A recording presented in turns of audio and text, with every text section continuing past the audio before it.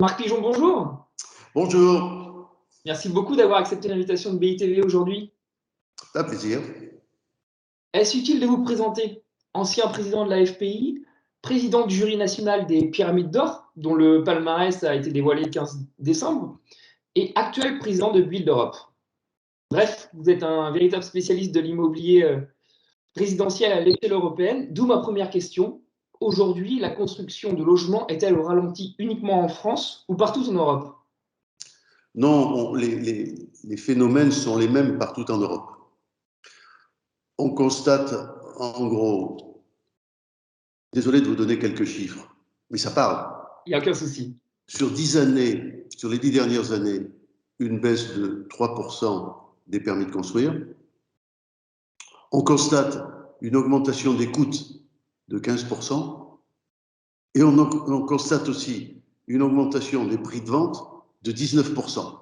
Je crois que le diagnostic, une fois qu'on a dit ça, il est clair. Alors bien sûr, il y a des échelles dans la douleur.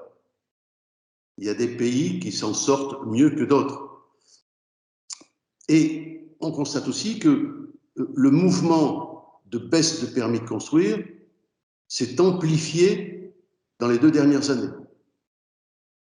C'est-à-dire que, par exemple, au Danemark et en Suède, c'est moins 16%. En Bulgarie, en Croatie, c'est moins 35%. Et par contre, d'un autre côté, avec des pays qui avaient beaucoup souffert avec le Covid, par exemple la Grèce ou la Croatie, vous voyez, où il n'y avait plus de tourisme, par contre, là, on constate un rebond. Mais en gros, il y a la même tendance, une baisse de l'offre dans toute l'Europe et une augmentation, parallèle, des prix de vente. Comment sont interprétés les impératifs environnementaux selon les pays?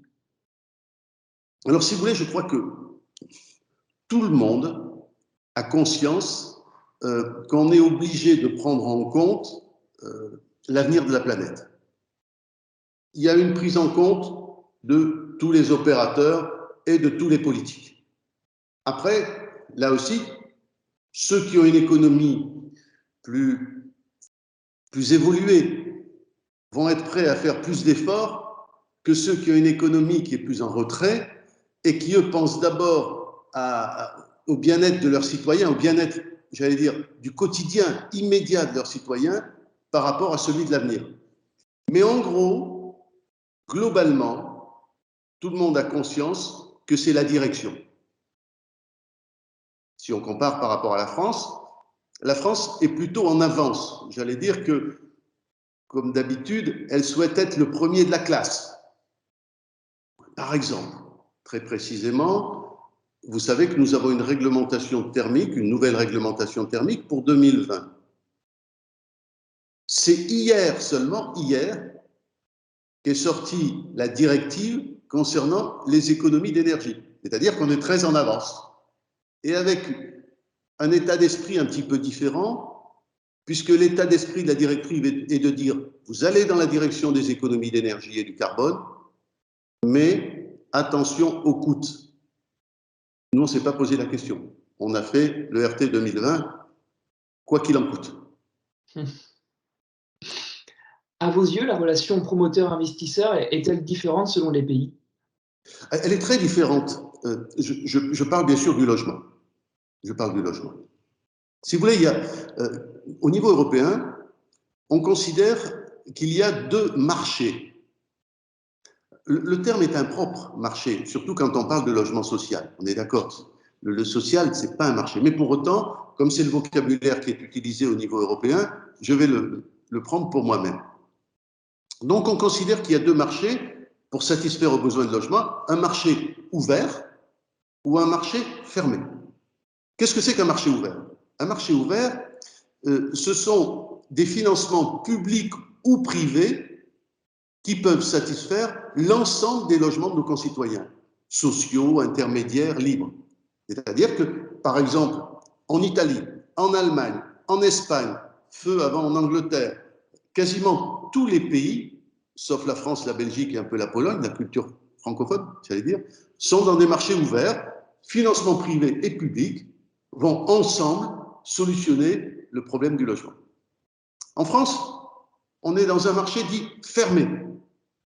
Ça veut dire que les investissements au titre du logement social sont faits par les investisseurs publics, logements sociaux, et les promoteurs, eux, les investissements privés, ou même pas seulement les promoteurs, mais ça pourrait être aussi des grandes compagnies, peuvent faire un peu d'intermédiaire, à condition qu'il y ait 30% de logements sociaux, et les promoteurs, eux, n'ont pas la possibilité de détenir des biens, des appartements qui ne sont pas sociaux. Les appartements sont des appartements. Ils deviennent sociaux que par la personne qui l'habite. Et donc, deux marchés différents, un marché ouvert et un marché fermé. Et justement, ce que je disais hier à Madame la Ministre, c'est-à-dire qu'aujourd'hui, on a beaucoup de besoins. J'entends dire qu'il y a beaucoup de besoins en matière de logement social. J'entends dire aussi qu'on aura besoin de beaucoup d'argent public pour rénover tous les immeubles de logements sociaux qui ont été construits il y a quelques années. Et donc, je dis, écoutez, je vous tends la main.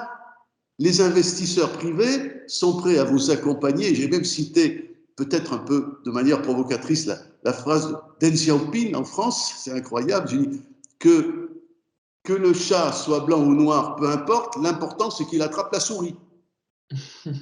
Donc, je pense qu'il y a une évolution à faire dans la politique française du logement. Il faut savoir que la dernière politique date de 1978, du gouvernement de Raymond Barre. À l'époque, Jacques Barrot écrivait Les pierres de l'avenir. À cette époque-là, on avait dit, est-ce qu'on fait l'aide à la pierre ou l'aide à la personne? Qui vont être les opérateurs? Qui va assurer que les bâtiments soient toujours, j'allais dire, dans la durée, donc d'où les assurances, dommages, ouvrages, etc. Donc il y a eu une réflexion. Et aujourd'hui, on est encore sur ces bases de réflexion. Donc il faudrait peut-être évoluer. Mais je dis encore qu'on ne doit pas réfléchir qu'au logement. Vous vous souvenez, enfin, vous le voyez au quotidien, quand on entre dans une période politique très importante, puisqu'il s'agit de la campagne pour les prochaines présidentielles. Et vous le voyez au quotidien, comment sont abordés les sujets? Ils sont abordés les sujets par séquence. Monsieur le candidat, qu'est-ce que vous faites pour la sécurité? Monsieur le candidat, qu'est-ce que vous faites pour le logement? Monsieur le candidat, qu'est-ce que vous faites pour l'immigration? Vous voyez, par séquence. Qu'est-ce que vous faites pour la réindustrialisation?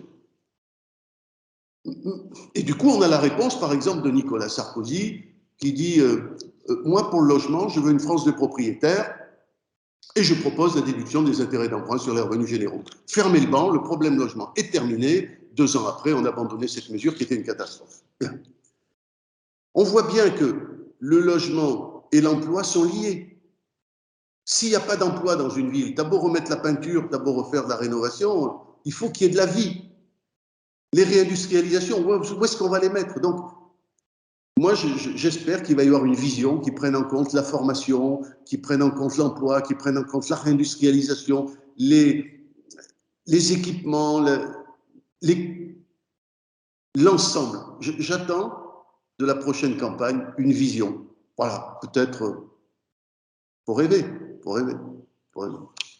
Rêvons alors. Merci beaucoup, Marc Pigeon. De rien. Au revoir. Et merci à vous tous de nous avoir suivis. À très vite sur BITV.